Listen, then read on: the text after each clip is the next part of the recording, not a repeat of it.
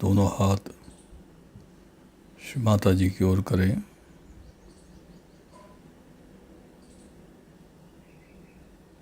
रीढ़ की हड्डी को सीधा,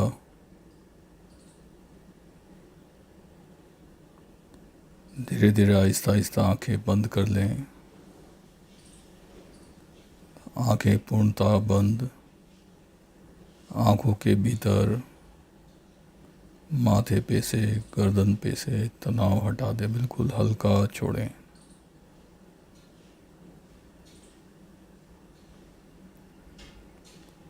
मन ही मन अपने आराध्य गुरु का आह्वान करें और उनकी चैतन्यमय उपस्थिति को हाथों पर महसूस करें।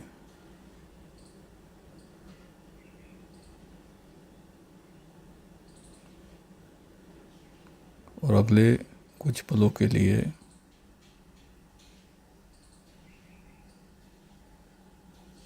उनके सानिध्य को महसूस करें, जैसे आपके चारों तरफ चैतन्य और उस चैतन्य में आपके आराध्य की शक्तियाँ निहित।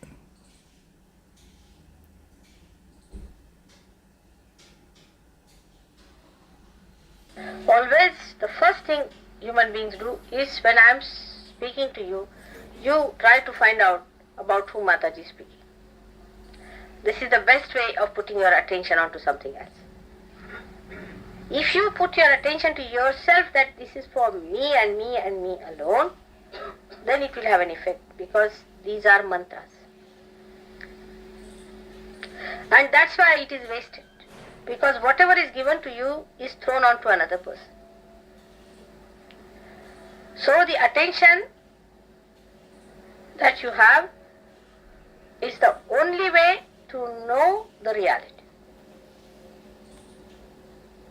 Your own attention is important, not the attention of others or your attention on others.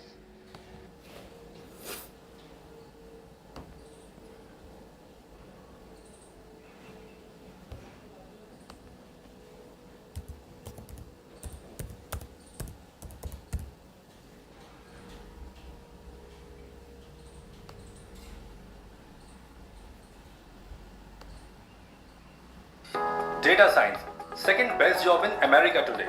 Wonder why? Here is what you can do with data and the power it encapsulates. Detect fraud for the largest financial institutions. Strategize.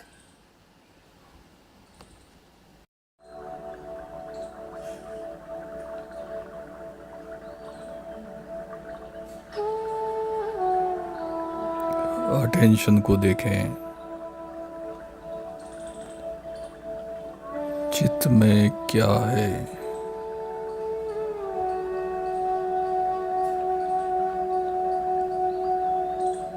चित्त को शून्य कर लें, कुछ मत रखिए।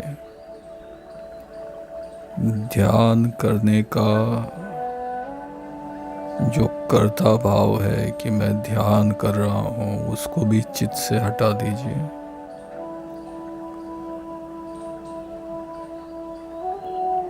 विचार, पदार्थ,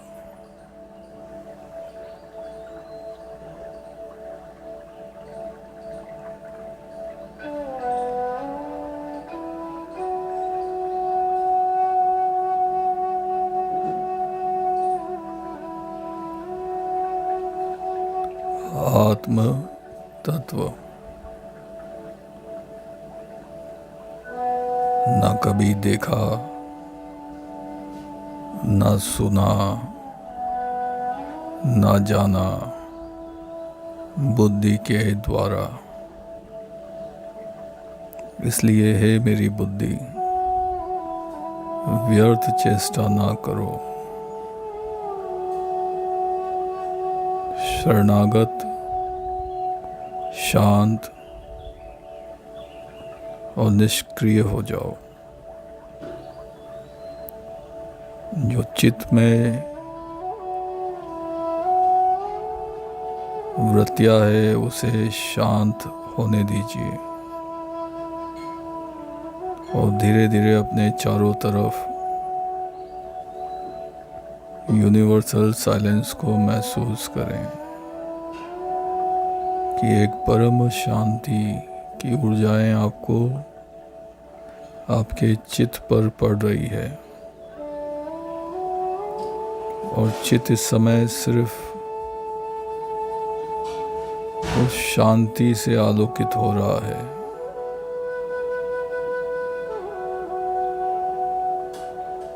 मस्तिष्क की नाड़ियों को बिल्कुल हल्का छोड़ें।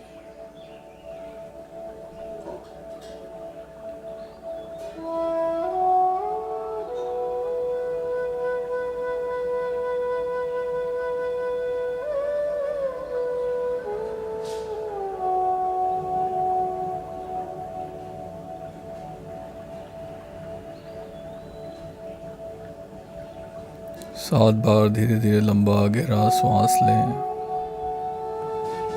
और धीरे धीरे छोड़ें और प्रत्येक श्वास से अपने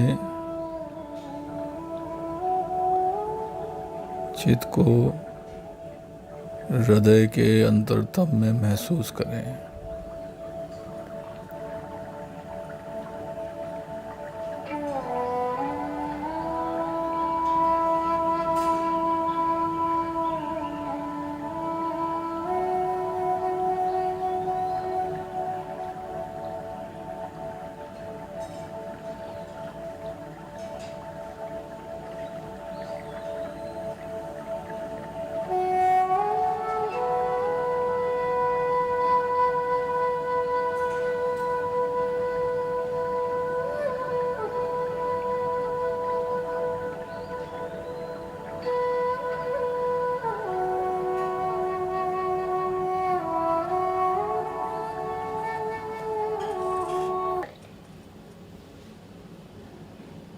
Your own attention is important, not the attention of others or your attention on others.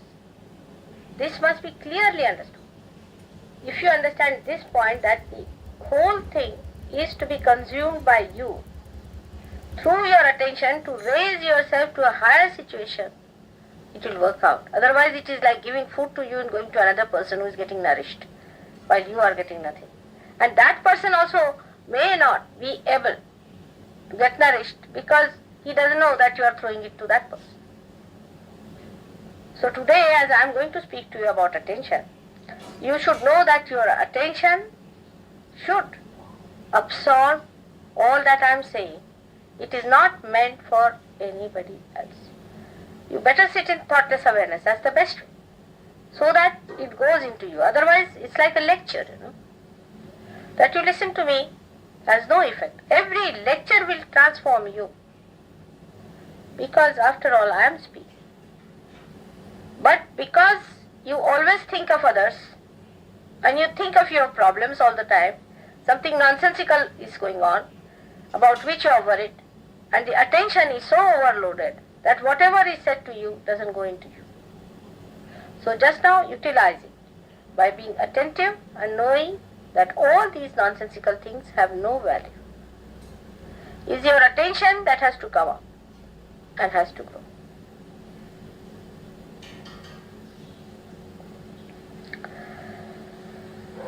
So attention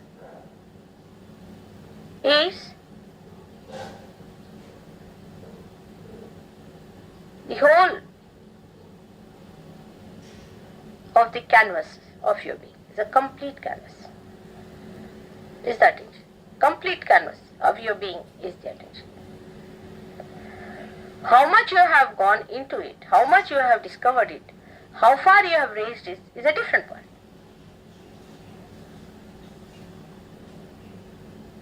Attention is chitta and God is attention. How far your attention has been enlightened is a different one. But your attention is God.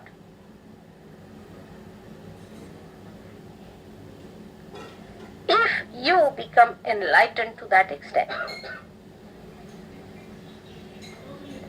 it is like a canvas. You can say it is like a canvas which is spread out for a film. And our aptitudes, or you can say the drags or movements of your attention has, shows on that canvas. I don't know what is the word for vritti in English language. It's not aptitude, but a person gets prone to, or his attention is dragged to. I don't know, there's a word like that for in English language, vritti. Can you suggest any word? So, our attention is just a pure, completely pure canvas, and is acted upon by the three gunas we have to begin with. And the three gunas come to you, as you know, one from your past, one from your future sense, and one from the present.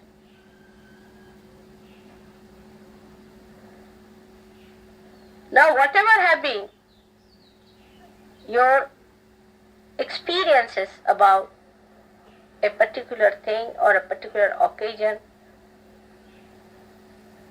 so far is completely recorded in your memory.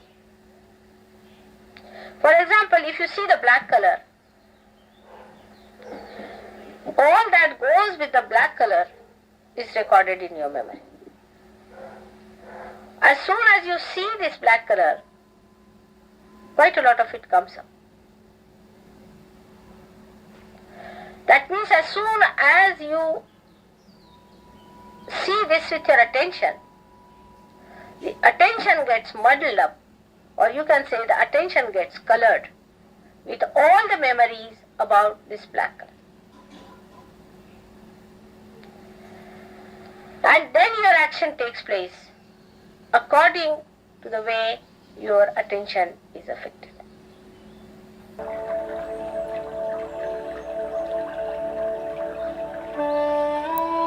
चित्त को देखें,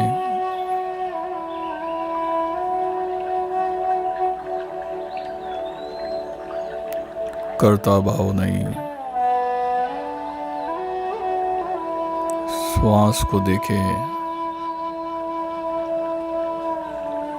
मैं शरीर नहीं। और उस वायु में इस भाव को डिसॉल्व करें।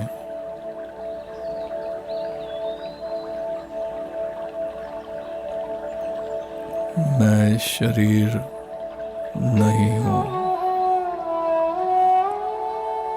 मैं चित्त पर जो वृत्तियाँ हैं वो भी नहीं हूँ।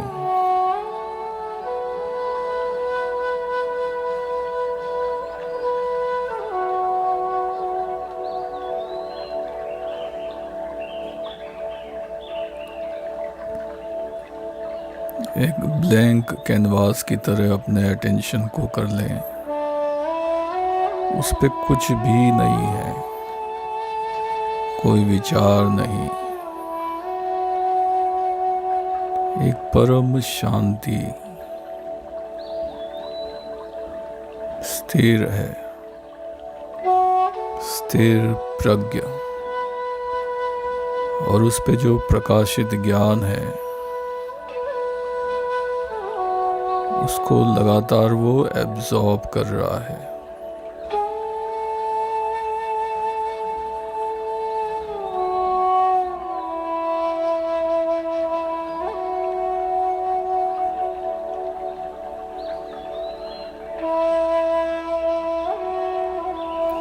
स्मृति शून्य।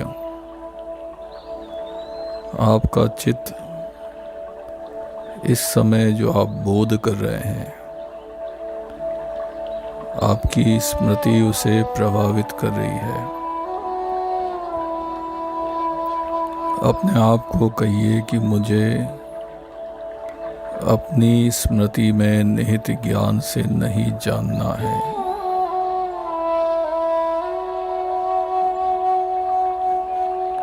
स्मृति शून्य, कर्ता शून्य, विचार शून्य, निर्मल चित्त, निर्मल चित्त।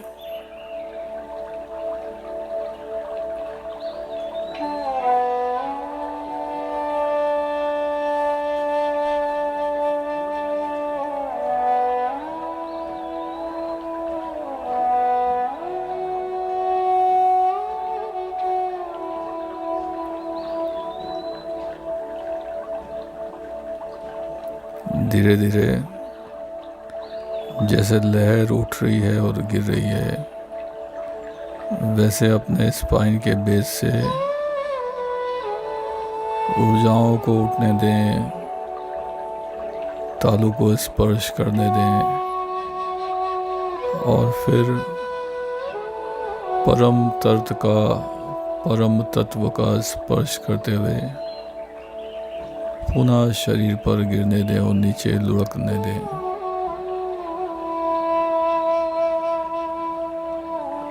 इसे 7 बार करें।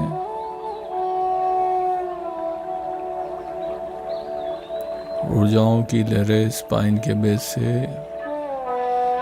तालू के शिखर तक और तालू से बाहर अनंत आकाश तक जा रही है और परम तत्व की शांति, प्रेम, आनंद को लेकर पुनः तालू पर स्पंदित होकर नीचे नाड़ियों में बह रही है।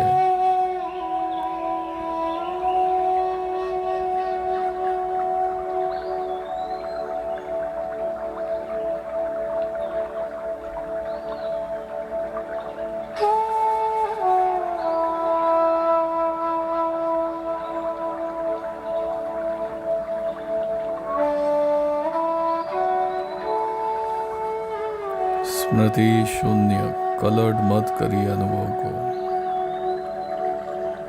ये बिल्कुल बुद्धि के क्षेत्र से जाने योग्य नहीं है। बुद्धि शून्य। और धीरे धीरे देखें इन लहरों को उठते और गिरते हुए। धीरे धीरे आप स्पंदित तालू, स्पंदित चक्रों को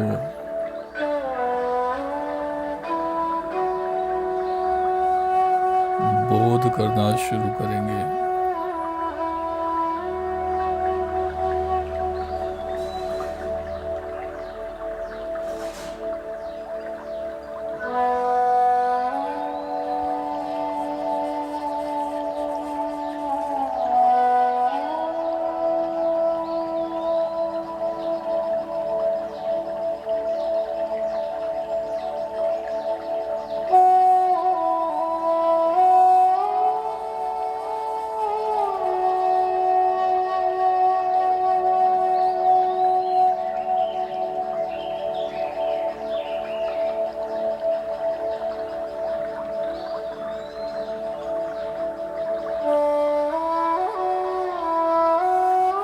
चित्त को गोलाकार घूमते हुए महसूस करें मूलाधार में, और गोलाकार मूवमेंट धीरे धीरे ऊपर की तरफ आने दें।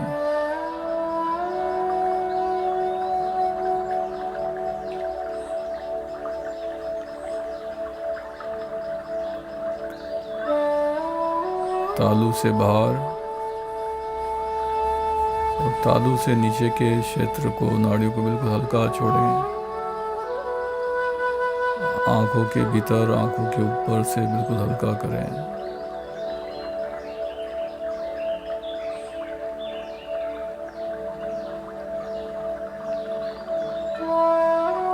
देखें आपके तालू के ऊपर जो शांति है, उसे तालू के नीचे की नाड़ियां शांत होती जा रही है, बिल्कुल रिलैक्स होती जा रही है।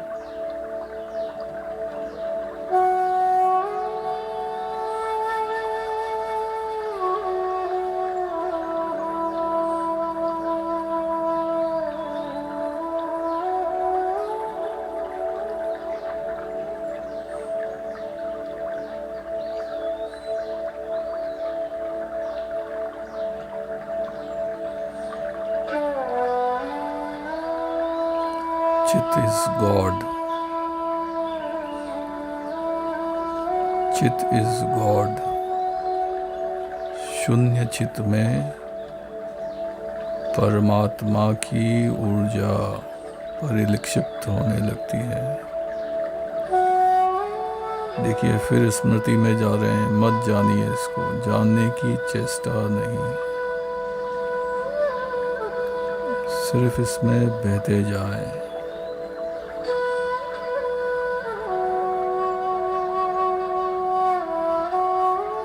आंखों के ऊपर, आंखों के भीतर और हल्का करें।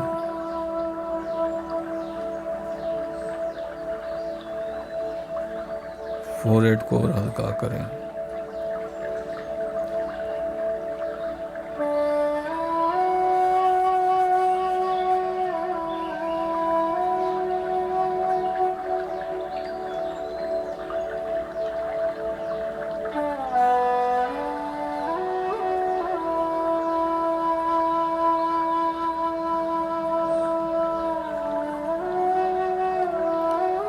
चित इज गॉड,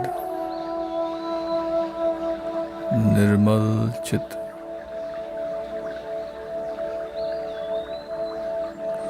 हे मेरे आराध्य, आपका राज मेरे चित को ग्रहण कर ले।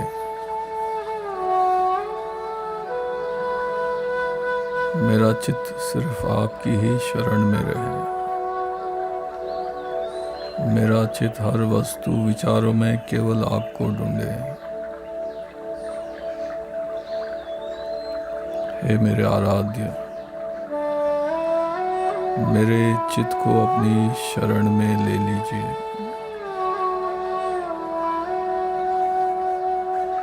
बहुत सुंदर, सत्य, शिव, सुंदर, चिदानंद रूपा,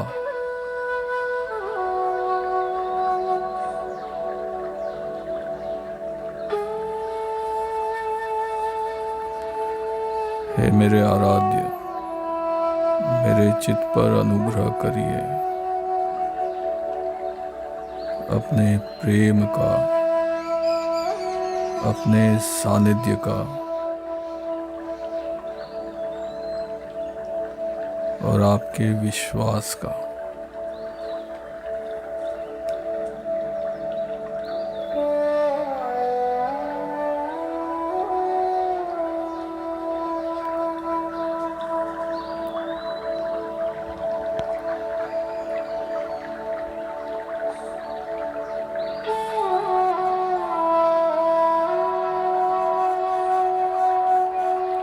शून्य का शिखर, इस शून्य को करीब से देखते जाएं, महसूस करते जाएं। इसमें निरंतर, इसकी प्रगाढ़ता में, इसकी गहनता में अपने आप को जाने दीजिए।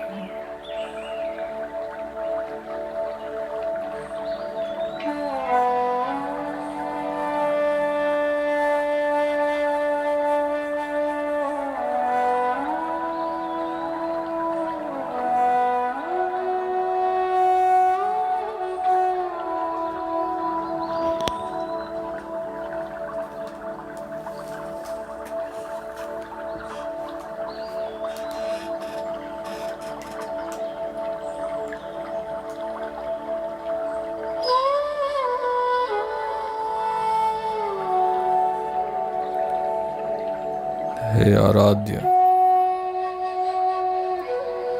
मेरे चित्त की आप रक्षा करें। ओम रक्ष रक्ष हुम फट स्वाहा। ओम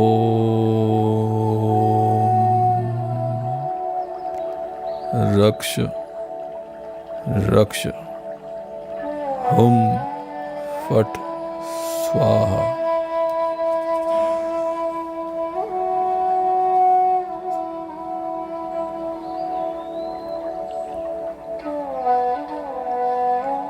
करता भाव नहीं।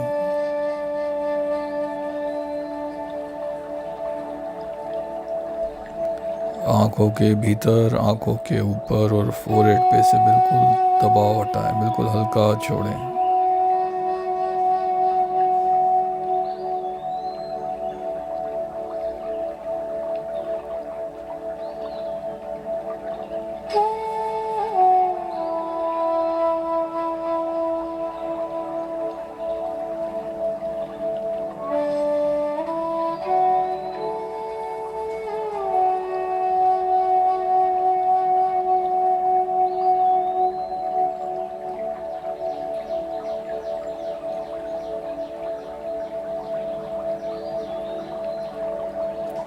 और अपने आराध्य गुरु के शब्द में निहित चैतन्य को नाड़ियों में ग्रहण करें, बुद्धि से उसे ना समझें।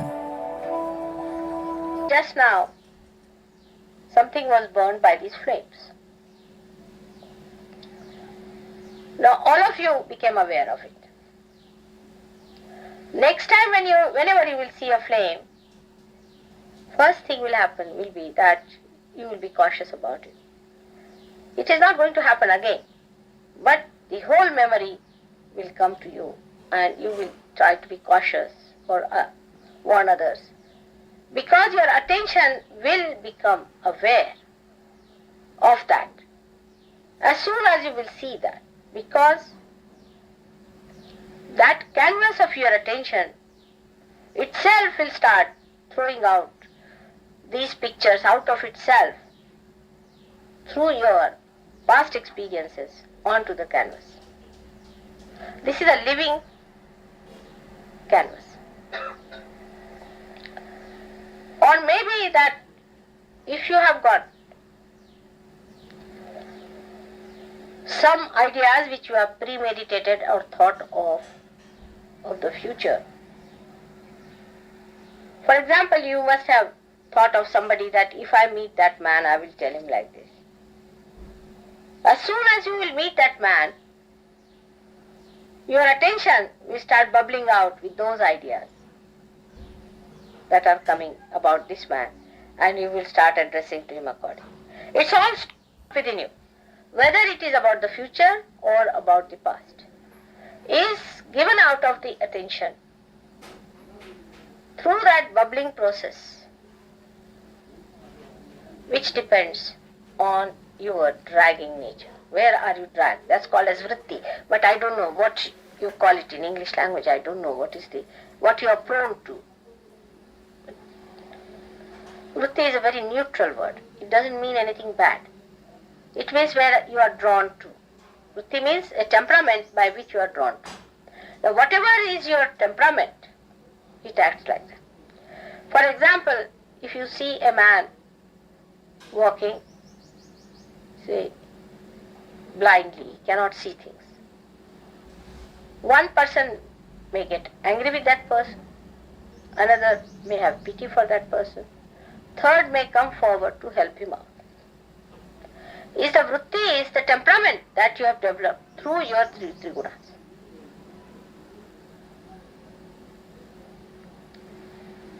That's why this attention becomes identified with you. And when you are identified with this, your vritti, your temperaments, then you are still in a misidentified area. Let us take a case of somebody who has been possessed before. Now coming to Sahaja Yoga, his possession goes away. But the memory remains in the brain that he was possessed. And the memory is stronger in a person, left side is stronger. Then that memory lingers on. And as soon as that person comes in contact with anyone which has got something to do with the past possession, it clicks. And the whole thing starts coming into you, bubbling out, and you think you are again possessed. It is the memory which gives you, it's a myth. is the memory that tells you, oh, you are again possessed. Because your left side is weak means you always live in your memory. Your memory is stronger than yourself. If you could make yourself stronger than your memory, nothing can possess you.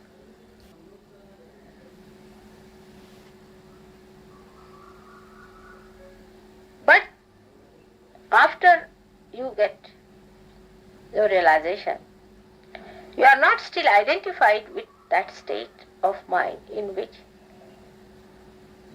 you see your ego and superego as myths.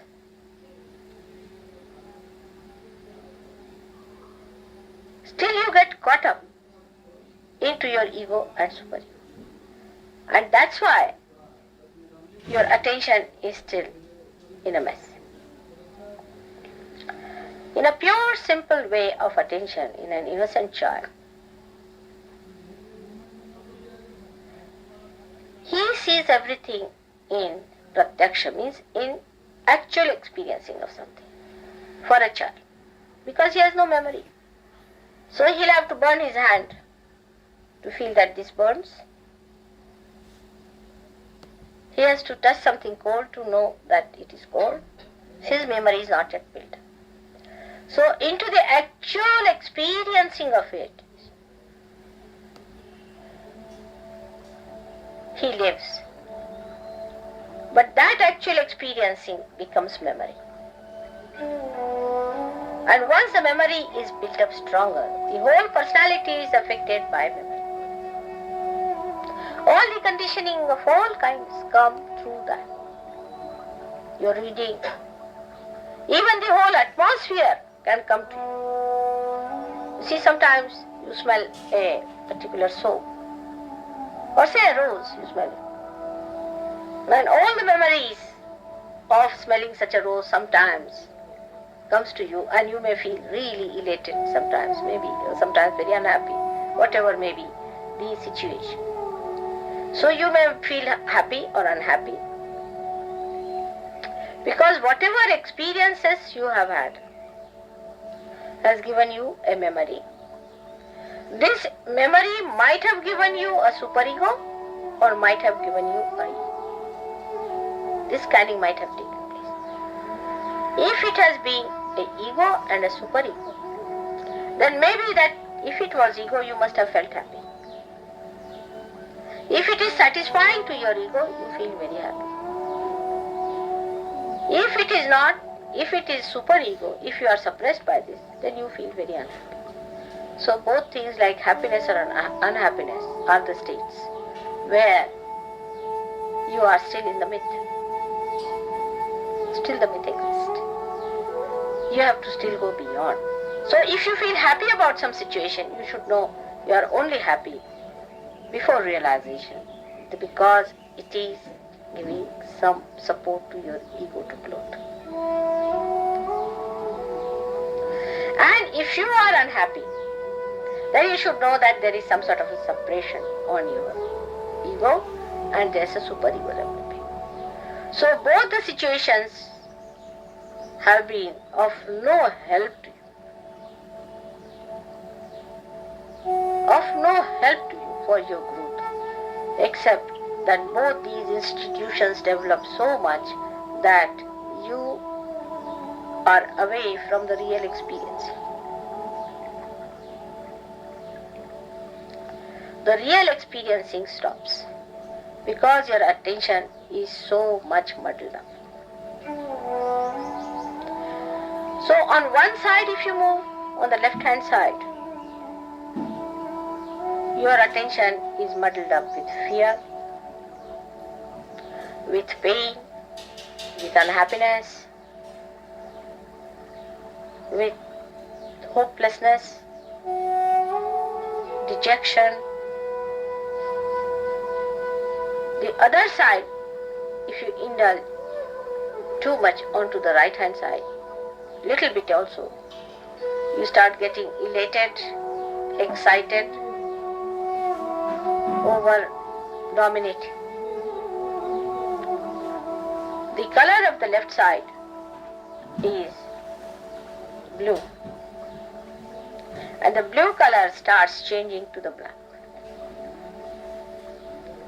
While on the right hand side, it is to begin with yellow, light yellow, or you can say golden, then yellow, then orange, and then red. So you go to aggression on the right hand side. On the left hand side, you go into a complete state of entropy, you can call it, or a state where you are separated from yourself into complete frozen state. So one side you become completely frozen, on the other side you become completely heated up. Both these things are again movement on the wrong direction. Even in the center, when the attention is kept, that you keep your attention more in the center. There also, because it's a very sensitive point, it doesn't stay there. For example, when we say use fire, we can use it for burning the house. In the same way, we can use it for creating smoke. But we can also use this fire in its proper way if you use it in its proper proportion for cooking the food, for giving us light. If it is too much, it can burn like a big fire. If it is too little, it can burn like smoke. But in the center, when you know how to balance it, then you can use it for your own purpose, for cooking or for giving light. And then for a puja too. So in the same way, when we really balance our gunas properly, then we become gradually the master of the whole situation.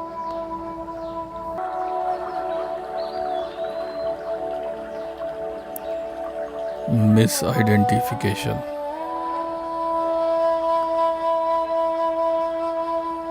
खुद के बारे में गलत धारणाएं।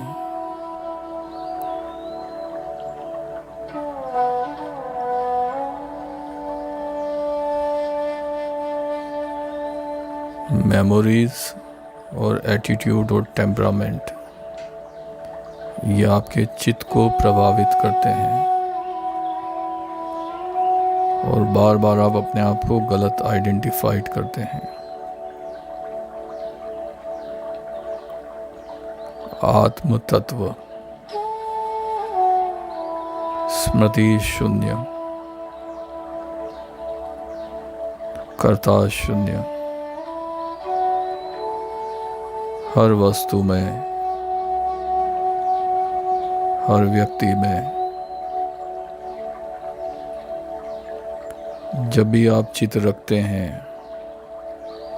तो अपने चित्त पर ईश्वरीय तत्व रखें, तो आपको ईश्वर की ऊर्जाएं महसूस होने लगेगी और वो आपकी तरफ आकर आपकी ऊर्जाओं को और बढ़ाएगी।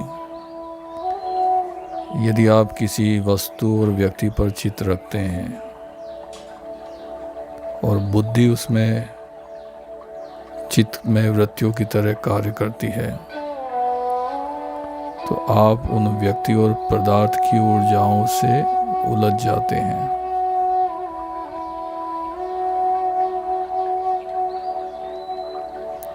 ईगो, सुपर ईगो, ये दोनों मिथ है। धीरे धीरे इसको समझें। जैसे आज्ञा कि दोनों नाड़ियों को बीच में अपने चित्त को रखें कि मैं ना ईगो से प्रभावित होऊंगा ना सुपर ईगो से।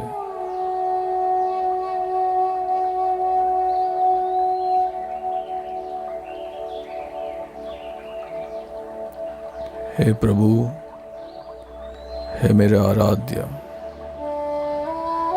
मेरे चित्त को अपनी शरण में रखिए। अपने पावन चरणों की ऊर्जाओं को उसकी छवि जो मेरी स्मृति में है उसको नहीं, क्योंकि उसके सहारे दूसरी स्मृतियाँ भी मेरे चित्त को प्रभावित कर देगी। मेरे गुरु के चरणों का अमृतानुभव मेरे चित्त को होने दीजिए।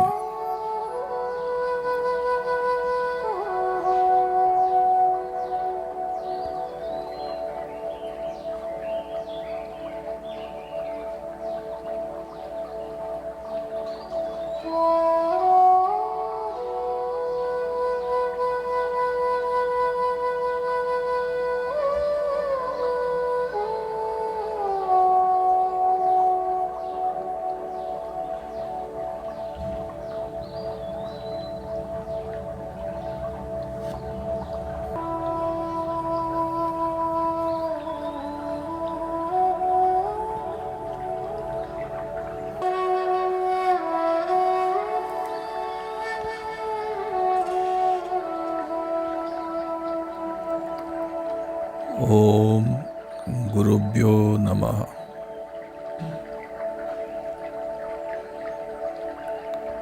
ओम गुरु पादुकाभ्यो नमः।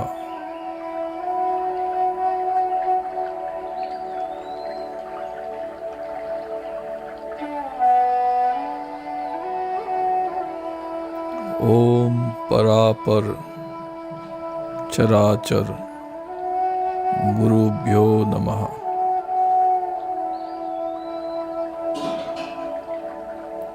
ओम परमेष्टि गुरुभ्यो नमः।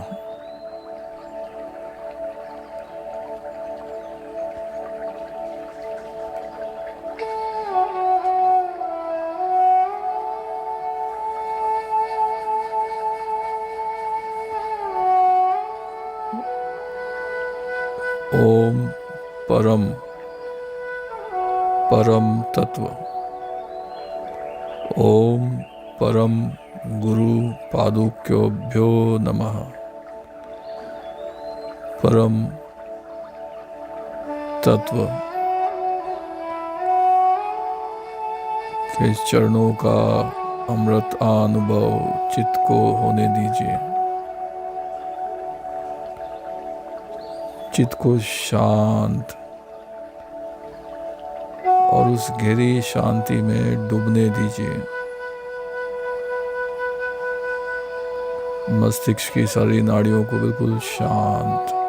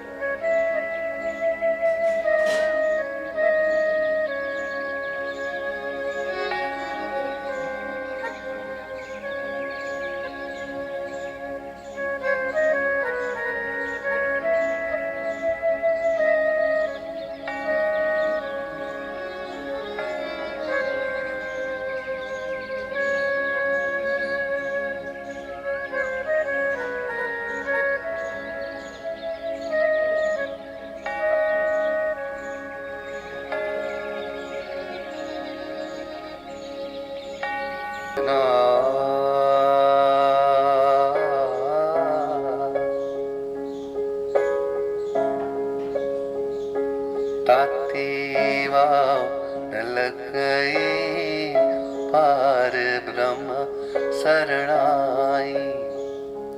भाव है, संसार की गर्मी मुझे नहीं लगती है, मैं तो उस अनंत की कृपा में बैठा हुआ हूँ। गिरद हमारे राम का, और मैं उस परमात्मा के दुख लगे प्रोटेक्शन न में, भाई, मेरा चित्त सारे दुखों से मुक्त है।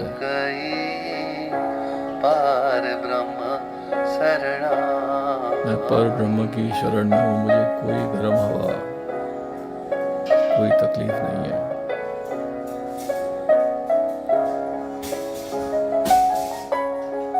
सतगुर पूरा भेटिया, मैंने सदगुरु से भेंट की है, जिन बढ़त बढ़ाई, राम नाम खद दिया, एका लिवलाई।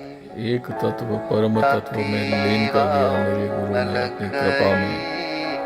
पार ब्रह्म शरणाई, पर ब्रह्म की शरणाई में पार ब्रह्म शरणाई।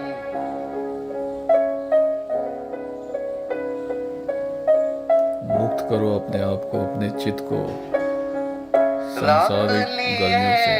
दिन रखन The protector protect me, सब व्याध मिटाई, eradicate all sickness, वो रक्षा है, उसकी रक्षा में मैं सुरक्षित हूँ। उसकी ग्रेस में रखो अपने आप को, उसकी शरण में रखो।